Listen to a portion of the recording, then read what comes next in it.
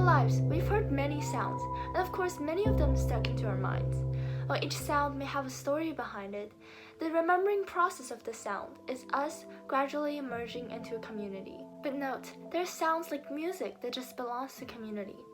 You know that You Raise Me Up represents the United States, while 茉莉花 belongs to China. Starting from the first sounds we might hear, sounds from the first places that we live in, you probably would have a vivid memory of a sound you can recall. And to me, I remember sitting on my grandma's sofa from childhood hearing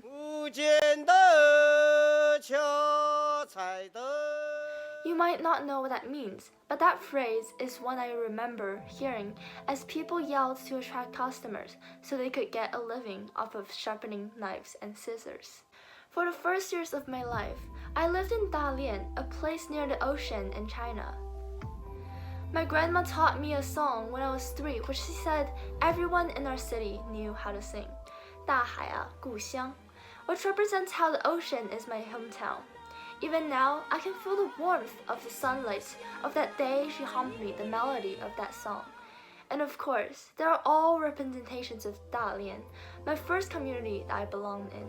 You know you have stepped into the American community when you can sing along with or dance to the songs they play at school dances.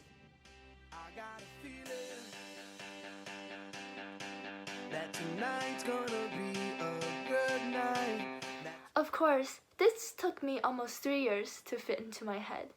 What changed the most since the pandemic was the lovely lines I used to hear once per year. Good evening, passengers. This is the pre-boarding announcement for flight CZ321 to Shanghai. Indicating that I would be flying back to fully Chinese community.